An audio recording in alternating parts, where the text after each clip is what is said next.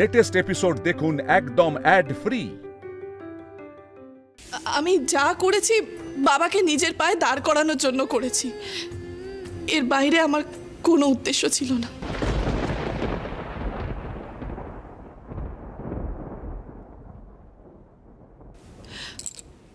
পারলে আপনারা আমায় ক্ষমা করে দেবেন।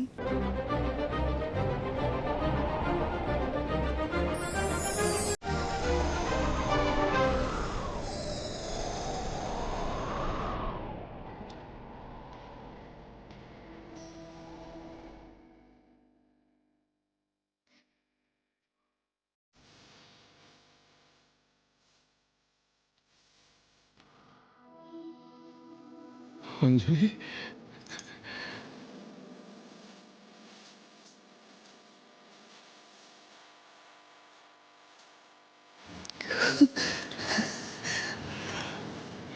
অঞ্জলি, অঞ্জলি, তুমি তুমি দেখতে পাচ্ছ যে আমি আমি নিজের পায়ে দাঁড়িয়েছি? দেখতে পাচ্ছ আমি আমি নিজের পায়ে দাঁড়িয়েছি অঞ্জলি। আমি আমি আজ নিজের পায়ে দাঁড়িয়েছি।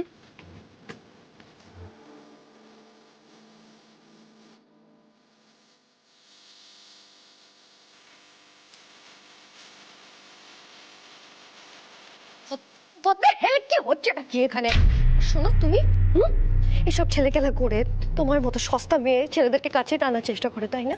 তুমি যদি ভাবো এসব করে অর্জুন তোমার কাছে চলে আসবে, তাহলে তুমি ভুল ভাবছো। নিশা, মুখ সামলে কথা বলো। এত কথা বলার অধিকার তোমাকে কে দিয়েছে? আর তুমি কাকেই বা বলছো? দেখো দেখো দেখো, ভালো করে দেখো। আজ আমার বড় ছেলেটা নিজের পায়ে কত বছর পর উঠে দাঁড়িয়েছে, শুধুমাত্র তুবড়ির জন্য।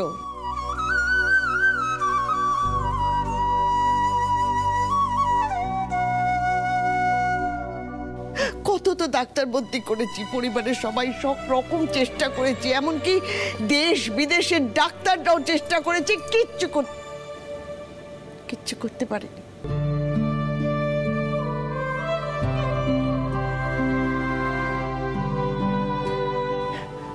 চিকিৎসার দ্বারা মনের জোর তো ফিরে আসে না, আসে কাছের মানুষের জন্য।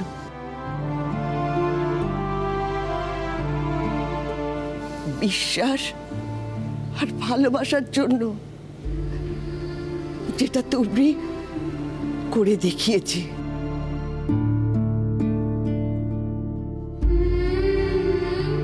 আমার বড় খোকার মনের জোশে ফিরিয়ে এনেছে। তুমি দেখতে পাচ্ছ না, আজ আমাদের এত বড় একটা খুশির দিন, কত বড় খবর। তুবড়ি আর যাই করে থাকুক না কেন, আজ একটা অসাধ্য সাধন করেছে, আর এই নিয়ে এই বাড়িতে কোনো তর্ক আর হবে না। নিশা, তুই এত টেনশন করছিস কেন? আরে ব্যাপারটা স্পোর্টিংলি নে না। আরে খেলা মাঠে কি হয়, খেলা শেষ হয়ে গেলে সবাই সবাইকে জড়ি ধরে, ব্যাপারটা সেরকমই ভাব না। বরং আজকে শুভঙ্কর বাবুর এই উঠে দাঁড়ানোটা সেলিব্রেট কর। সত্যি তো এভাবেও ফিরে আসা যায়। কংগ্রাচুলেশনস।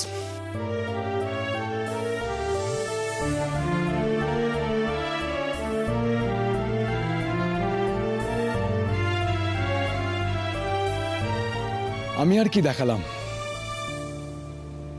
যা দেখাবার দেখানো তো তুবড়ি। হ্যাঁ রে, আগের জন্মে নিশ্চয়ই তুই আমার মা ছিলি। আর আমি মাসি। আচ্ছা, এক মিনিট, আমি সবার জন্য একটু মিষ্টি নিয়ে আসছি, সবাইকে মিষ্টি মুখ করাবো এই আনন্দে। হ্যাঁ, কেউ কোথাও যাবে না, আমি এক্ষুনি আসছি। শিগগিরই আনো।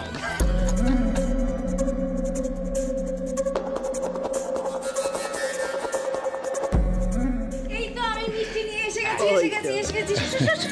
দাদা, এলিন, হা করুন। আজকে তো আপনার হ্যাপি বার্থডে। কি বার্থডে? হ্যাঁ, হ্যাপি বার্থডে না?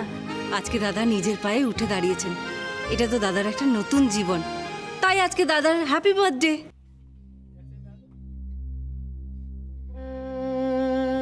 ঠিকই বলেছ, নতুন জন্মই বটে। জানো তো সুধা, যে জন্মান্ধ, কোনোদিন এই পৃথিবীর আলো দেখেনি, তার কাছে এই আলো না দেখার কোনো আক্ষেপ নেই, দুঃখ নেই। কিন্তু যে একবার এই পৃথিবীর আলো দেখেছে, তারপরে অন্ধ হয়ে গেছে, তার মনের যে দুঃখ, যে আক্ষেপ, সেটা একমাত্র সেই জানে।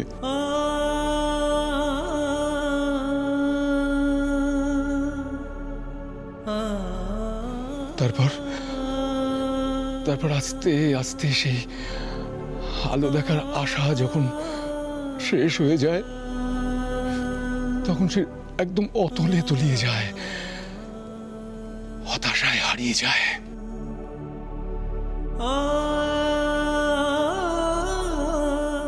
কিন্তু একদিন কেউ এসে তার পাশে দাঁড়ায়, তার হাত ধরে তাকে হতাশার অন্ধকার থেকে আলোয় ফিরিয়ে নিয়ে আসে।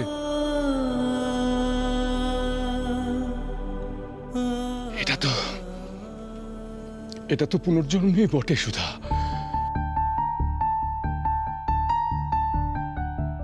ঠিকই তো, ঈশ্বরের অশেষ কৃপা যে তুবড়িকে আমাদের বাড়ির নাত বউ করে পাঠিয়েছে।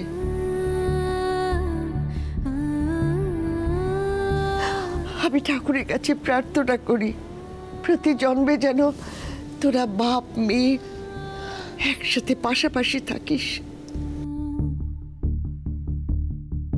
ইস্ট আর ওয়েস্ট, আমাদের তুবড়ি ইজ দ্য বেস্ট। রাইট। ভাগ্যিস দাদু ভাই বিয়েটা করেছিল। এসব স্টান্ট করে নিজের জায়গা করবে ভেবেছো, তাই না? সব ছাড়খাড় করে দেবো আমি। সুধা, এদিকে এসো, এদিকে এসো। কি হলো? দেখি, এ না, হাঁ করো তো, খাও খাও খাও খাও খাও। আরে রে, কি হলো কি? আরে বাবা, ভালোবেসে দিচ্ছি, খেয়ে নাও। হ্যাপি বার্থডে, এটা তো তোমারও জন্মদিন।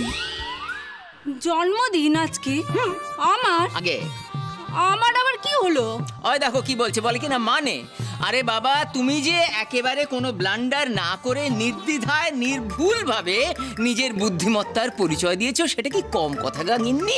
খাও, হাঁকর হাঁকর, আরে খাও না, খাও খাও খাও। আজ যে তোমারও জন্মদিন, নবজাগরণ।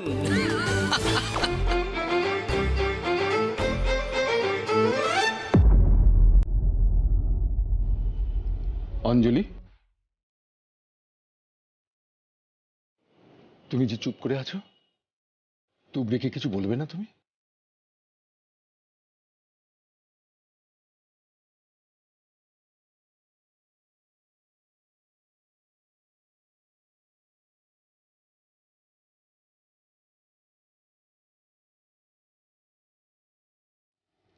Thank you তুবড়ি।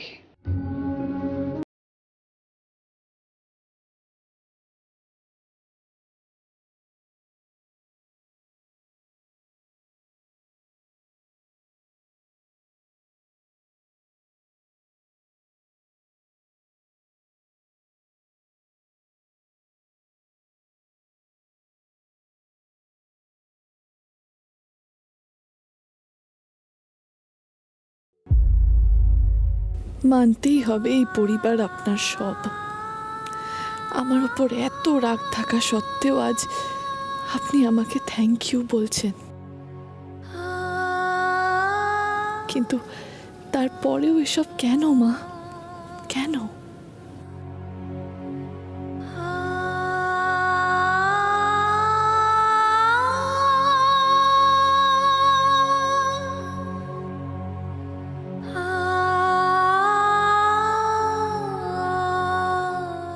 ওনাদ বউ,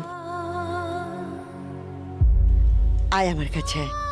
ওয়েল প্লেড তুলি, ওয়েল প্লেড।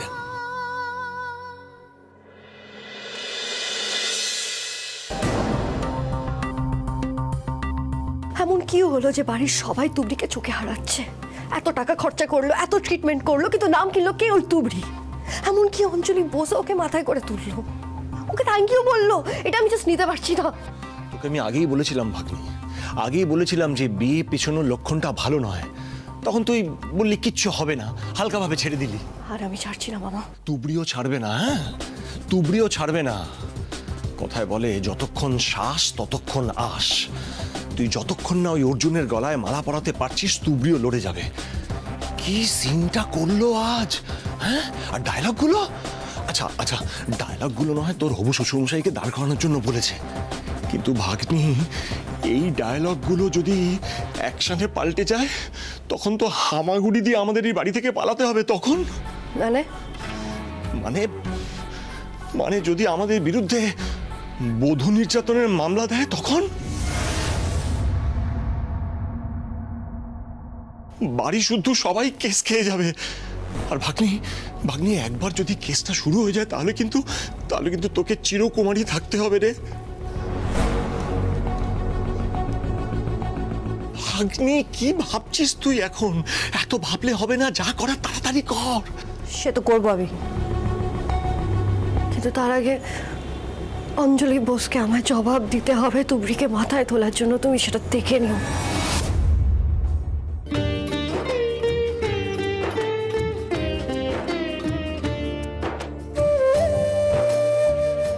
ঠাকুরকে বল তুই যেন নিজেকে প্রমাণ করতে পারিস। আমি যে দেখতে পাচ্ছি না বউ, তোর মধ্যে সে শক্তি আছে, সে জোর আছে। সেই চেষ্টাই তো করছি ঠাম্মা, কিন্তু কিন্তু কি? কিন্তু এরপরও অর্জুনের বিয়ে হয়ে যাচ্ছে। তুই কি যে বলিস না, তুই তার আগেই প্রমাণ করবি। ঠাম্মা সেই সময়টাই তো নেই হাতে। আমি দেখতে পাচ্ছি আর কটা দিন সময় না পেলে আমায় যে সব হারাতে হবে গো। কি অলক্ষণে কথা বলছিস? কি হারাবি? আমি আছি না? ঠাম্মা ঠাম্মা তুমি পারবে আর কটা দিন বিয়েটা পিছিয়ে দিতে?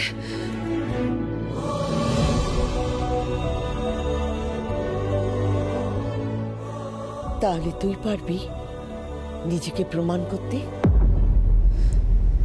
পারতে তো আমাকে হবেই ঠাম্মা, না হলে যে সবকিছু শেষ হয়ে যাবে।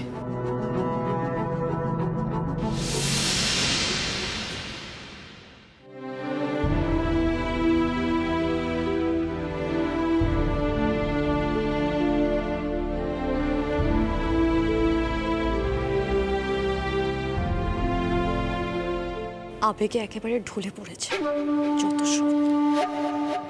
আন্টি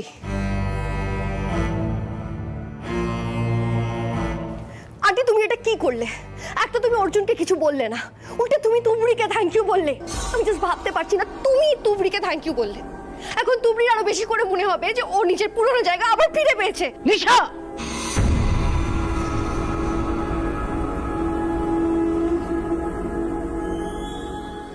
এই বাড়িতে অঞ্জলি বোসকে কেউ কখনো প্রশ্ন করে না, আর অঞ্জলি বোস কাউকে কৈফিয়ত দেয় না। কথাটা ভালো করে মাথায় ঢুকিয়ে নাও। I am very sorry aunty. তুমি রাগ করছো কেন? আমি তোমাকে প্রশ্নও করছি না, আর আমি তোমার থেকে কৈফিয়ত চাওয়ারও কেউ না। আসলে আমি যেটা বলতে চাইছি সেটা হলো আমরা তো একটা টিম, তো টিম ওয়ার্কে একটু আলোচনা করে কাজটা করলে ভালো হয়, এটাই জাস্ট বলার ছিল। এই বাড়িতে কার কোন জায়গা হবে সেটা আমি ঠিক করে দিই। আর আমি মনে করি এই বাড়িতে তুবড়ির কোনোদিনও কোনো জায়গায় তৈরি হয়নি যে সেই জায়গাটা ও ফিরে পাবে। আর একটা কথা, অঞ্জলি বোস প্রয়োজনে এমন অনেক নতুন জায়গা তৈরি করতে পারে, গড়তে পারে, আবার ভাঙতেও পারে। সেটা আমি কি আর বুঝি না ভেবেছো? হ্যাঁ তুমি সেটা ঠিকই বলেছো আন্টি, আমি জানি। কিন্তু আমাকে একটা কথা বলো না আন্টি, আমি তোমায় প্রশ্ন করছি না, আমি জাস্ট জানতে চাইছি তোমার থেকে। আমি তো তুবড়িকে অপমান করছিলাম, কিন্তু বাড়ির সবাই আমাকে বকাবকি করলো। আর এই কদিনে আমারও তো একটা জায়গা হয়েছে এই বাড়িতে, তাহলে তুমি কেন কিছু বললে না আমার হয়ে? যথেষ্ট বড় হয়েছ নিশা, যথেষ্ট স্মার্ট তুমি। কখন কোন চালটা দিতে হবে সেটা নাও জানলে তো খেলাটাই জমবে না। এবারের বউ হবে কি করে?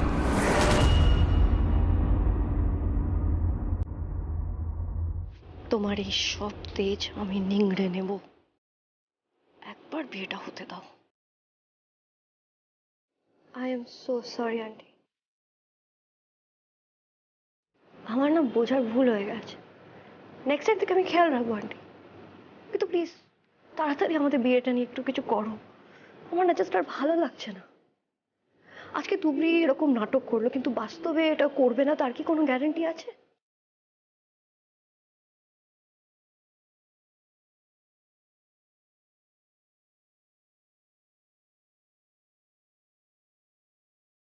দুপুরিকে আমি সে সুযোগ দিলে তো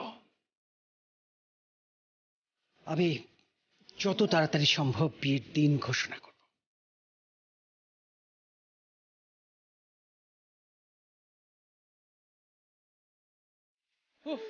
যেন কতদিনের ঘন কালো অন্ধকারের মধ্যে দিয়ে খানিকটা আলো দেখতে পাচ্ছি আমরা। বা সত্যি কাকাই, বাড়িতে সারাক্ষণ ঝামেলা ঝামেলা, নেগেটিভিটিতে ভরে গেছে বাড়িটা মনে হয়। দেখ, এক মনে হচ্ছে না যে বাতাস যেন একদম পরিষ্কার সুস্থ সুন্দর বাতাস, নিঃশ্বাস নিচ্ছি প্রাণ ভরে। হ্যাঁ কিরে হিরো, কি বলিস? সত্যি বাবাকে দেখে কি ভালোই না লাগছে বলো। কত ট্রিটমেন্ট, কত চেষ্টা, সবকিছুর পর বাবা সেই আগের মতো হয়ে উঠেছে। আর হ্যাটস অফ টু আমাদের মুশকিল আসান লেডি মিসেস তুবড়ি। কি ব্যাপার, কি এত আলোচনা চলছে? বাবা, এই, এই তো দাদা, এসো এসো এসো। কি নিয়ে এত আলোচনা চলছে তোদের? আরে বসো আগে বসো। বাবা, এবার কিন্তু একটা জমিয়ে সেলিব্রেশন হবে। হ্যাঁ দাদা, জমিয়ে সেলিব্রেশন চাই। সেলিব্রেশন? হ্যাঁ, এটা বড় বাড়াবাড়ি হয়েছে। এতে সেলিব্রেট করার কি আছে? দেখেছো কাকাই, দেখেছো? দাদা, আমরা সকলে মিলে একটু আনন্দ করতে চাইছি, তুমি কেন ব্যাগটা দিচ্ছ বলো তো? দেখো না, বেশি কিছু না, এই ধরো বাড়িটা আমরা একটু বেলুন দিয়ে সাজালাম, ফুলদানিগুলোতে একটু নতুন ফুল দিলাম, আর ওটা বললি না, কবজি ডুবিয়ে খাওয়া দাওয়া। বাবার ফেভারিট ডিশগুলো Yes. বাবার আমার। একদম। কাকাই কি ভাবছো? না রে, জানো দাদা, আবার এই বাড়ির নতুন একটা চেহারা দেখতে পাচ্ছি। কিরকম? তুমি সেই ঠিক সকাল 9টার সময় অফিস যাওয়ার তাড়া নিয়ে নেমে আসছো ড্রয়িং রুমে, তারপরে সেই অফিসে বোর্ড রুমে তুমি সকলের সঙ্গে মিটিংয়ে বসেছো, সকলের মতামত নিয়ে তুমি ডিসিশন নিচ্ছ। সত্যি দাদা, এই ব্যাপারটা না ভীষণ মিস করেছি কদিন। রানীমাকে সুকৌশলে গদি থেকে নামাতে না পারলে কোনো দিন সুবিচার হবে না কারোর প্রতি। তুমি এবার ফিরে এসো রাজা হয়ে। শুভ, ছোটকা, তুই ছোটকা, তুই আবার উঠে দাঁড়িয়েছিস? হ্যাঁ ছোটকা। আমাকে অঞ্জনা ফোন করে সব বললো। সত্যি এই তুবড়ি মানে পারেও বটে না। সত্যি ছোটকা, তুবড়ি না থাকলে এই অসম্ভবটা সম্ভব হতো না। দেখো, আগে কি করেছে না করেছে আমি জানি না, কিন্তু আজকেও যা করেছে তাতে তাতে আমাদের সবাইকেও রেডি করে দিল রে। তা সে কোথায়, সে মেয়ে কোথায়? আমায় ডাকছিলে? এই যে মেয়ে, দেখো তুমি আগে কি করেছো না করেছো তার ভালো মন্দ বিচার করতে আমি যাব না, কিন্তু আজ তুমি যা করেছো তাতে ভগবান তোমাকে দুহাত ভরে আশীর্বাদ করবেন, এই আমি তোমাকে বলে দিলাম। থাক থাক থাক। তুবড়ি, দেখো আমরা সবাই ঠিক করেছি আমরা সেলিব্রেট করবো, আর তোমাকে কিন্তু পার্টিসিপেট করতে হবে। দিদি, এসবে আমি আবার কেন? তুমি আবার কেন নো বলো তো? হ্যাঁ, তোমাকে তো থাকতেই হবে। এক্স্যাক্টলি। দাদা কিছু বলো না। আরে এতে নতুন করে বলার কি আছে? মেয়েকে ছাড়া বাবা কখন আনন্দ করতে পারে? উত্তর পেয়ে গেলে? এবার সবাই মিলে বলো, হ্যাঁ, থাকতে হবে, থাকতে হবে, তুবড়িকে থাকতে হবে, তুবড়ি ছাড়া হবে না।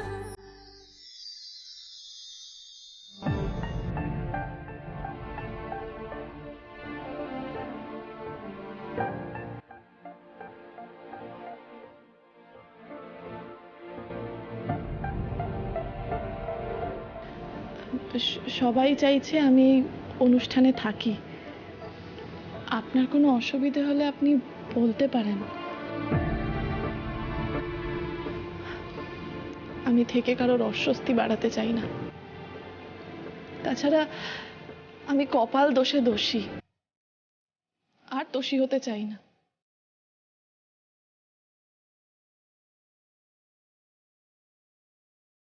আর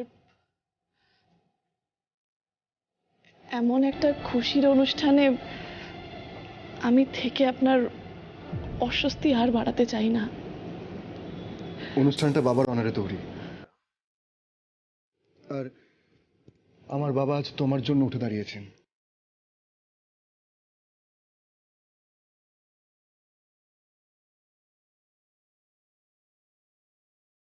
অন্যায় দেখলে আমি যেমন প্রতিবাদ করতে জানি, ভালো কাজকেও অ্যাপ্রিসিয়েট করতে জানি তুবরি। আমার বাবা তোমার জন্য সুস্থ হয়েছেন, সেটা আমি মনে রাখবো। আর যদি কখনো সুযোগ পায় ঋণ শোধ করার চেষ্টা করব।